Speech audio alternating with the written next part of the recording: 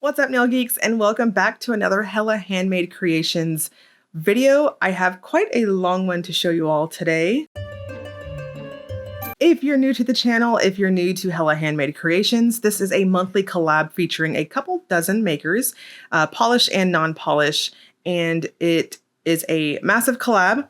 The makers themselves have their own inspirations, their own series that they do. Typically, and from what I've seen, it could be anywhere from 6 months to up to a year. Every month they have their one theme, and then that theme just keeps being expanded on. Basically, it's almost like a collection for each maker based off of the theme that the maker chose.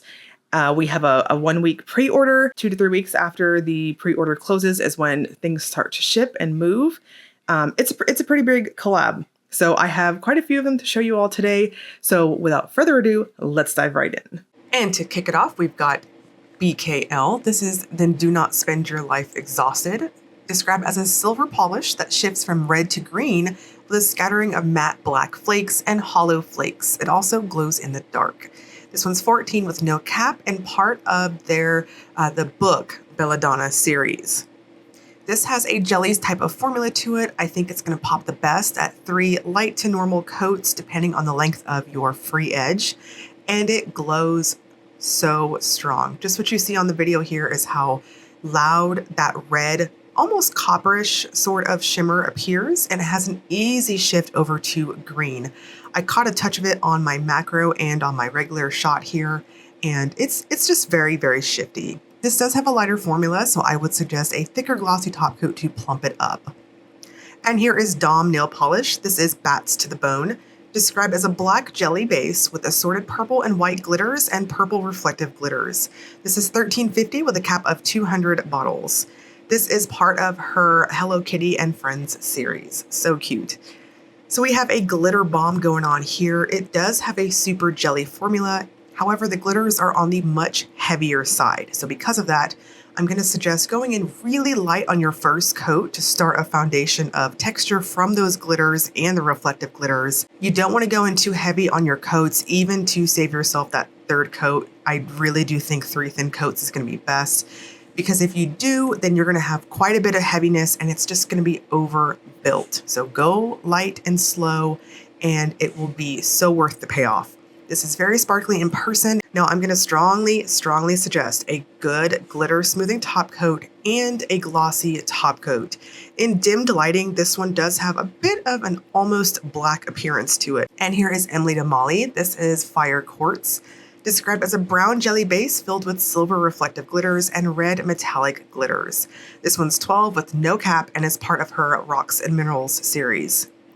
So we've got another glitter bomb here. I'm not mad at it. This also has a very rich formula, and I'm also going to suggest going in 3 light coats. Again, slowly build it up. Special effect polishes, especially reflective glitters, you don't want to go too ham on each of your coats, because I'm repeating myself at this point. You'll have over buildup dragging. It's not fun. This is incredibly smooth, given that it does have those heavy types of pigments in it. But regardless, take it slow and steady. Finish with a good glossy top coat and a glitter smoothing top coat in between, and it's so sparkly. My full hand shot there gives you a wonderful idea of what it looks like. I took that slow and steady because it was so satisfying. The sparkles to this are micro glitter in how they sparkle. It's just these tiny little twinkles, very delicate but really blingy. And Femme Fatale brings us Idyll. This is described as a jelly wine base with large glass flake shimmer that shifts easily between pink, gold, green, accented with rosy hollow micro glitters and super fine purple hollow micro glitters. This one's 13 with a cap of 350 bottles. This is part of her Romanticism Through the Arts series. So another jelly finish. This one is much more forgiving in terms of heaviness and density on the nail, so feel free to use that in how you apply. I think 3 normal coats will pop the best with this. It has a ton of sparkle to it, and it's got this almost metallic-like shimmery sparkle. My full hand shot, again, is going to show you that. I do think that a glitter smoother and a glossy top coat is the best to top this one off with too, because we do have a bit of texture from the glitters. And Hearts and Promises brings us Scooby Dooby Doo. This is a chocolate brown base with blue to purple Aurora shimmer. Price is $13, and there is a cap of 200 bottles. This one's part of her Scooby-Doo, her new Scooby-Doo series. So Scooby has a very light formula. This is what I would consider somewhat flirting with a milky finish, but not quite. But it does have a very jelly, true jelly-like base. If you have a prominent free edge, I think you might want to do a blurring base of some sort. I've gotten a couple questions on what I like to use, and honestly, I just use a nude to me cream for instances like that. I think 3 light to normal coats will pop the best and plump this one up. And because of that shimmer, it does dry down flat, so you'll want to use a good glossy top coat. And here we've got Luna Lacquer. This is, I'm going to laugh when I Khaaan. This is described as a red hollow polish, price is $12, and there's a cap of $100. This is a part of her new Star Trek series. I'm a little nasally today. I'm feeling under the weather on this Friday afternoon, so I apologize if I broke your ears with your earbuds if you're using those. Anyways, Khaaan has a very flattering type of brick red. I saw the bottle and I was like, okay, this is going to wash out on me. I don't like warm reds, but full hand shot. I mean, I thought it looked good on me. And sometimes I just want a straight hollow finish. This is really flattering. I think it's going to look really great on any skin tone, to be honest. You'll want to finish with a good glossy top coat. Night Owl Lacquer brings us a little grumpy and super lumpy. I'm pretty sure this is named after me. Described as a milky pale lavender base with multi-chrome flakes that shift magenta, mauve, silver green, and emerald. Price is $12 and there is no cap. This is part of her Bob's Burgers series. So we have another milky jelly sort of finish. I would classify this as having a true milky finish. It builds up really well, and this is one of those types of looks that I think you appreciate having a visible nail line showing. It's just so soft and delicate. It's not so sheer that it's so obvious, even if you had a really hardcore free edge. It's just pretty, and you'll see this nice pond effect, meaning you'll see the flakes in between your layers. I think 2 to 3 light to normal coats, 3 light or 2 normal, is perfect with a glossy top coat. And Rogue Lacquer brings us Tink. This is a Tinkerbell green jelly base with green to blue and gold glass flakes with lime gold hollow glitters. This is $12.50 with no cap and part of her new Peter Pan series.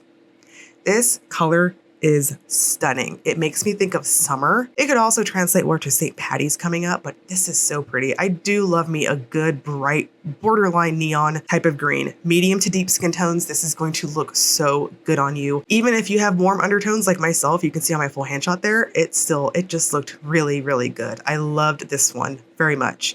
You may need a glitter smoothing top coat to smooth out those flakes on this, just because it does have a bit of thirstiness as it's so jam-packed. And Sassy Sauce, speaking of badass greens, brings us Off the Hook. This is described as a mossy green jelly base with glowy gold to red to green shimmer and scattered hollow. Price is $13 and there's a cap of 500 bottles. This is a continuation of her Shoes series. I don't normally like chartreuse, or rather, these yellow undertone type greens, but damn, this one looked really good on me too. I guess I'm just tooting my own horn today. The shimmer was just so pretty. This is, I don't know, there was something about this color that I liked, this polish. The shimmer is strong. The holographic goodness pops really well in bright lights, but overall, I mean, it's just a pretty polish. I think 3 light coats or 2 normal coats and a glossy top coat is all you need. And then lastly, we've got Zombie Claw Polish. This is I Can Talk, described as a bright pink base with white glitters and black flakies. This one's $13.50 with a cap of 100 bottles, part of her Powerpuff Girls series. So we've got the return of these funky black flaked finish, and I'm not mad at it. This is really interesting.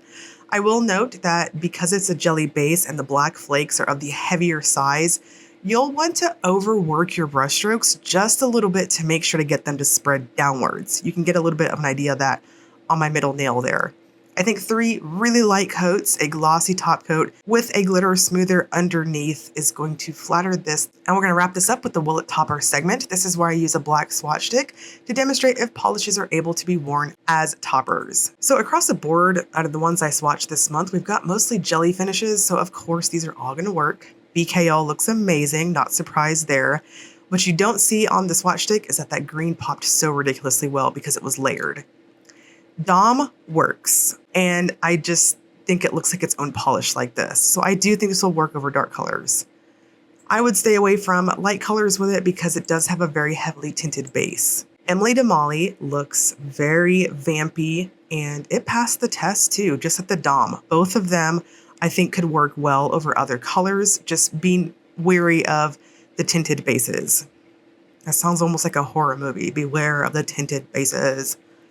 Anyways, so Femme Fatale also works too because we have that jelly finish. Hearts and Promises, no surprise. Those milky finishes with that beautiful blue shimmer always work over black. I could see this working over browns if you wanted to vamp out that milk chocolate base too, and even grays. Luna Lacquer.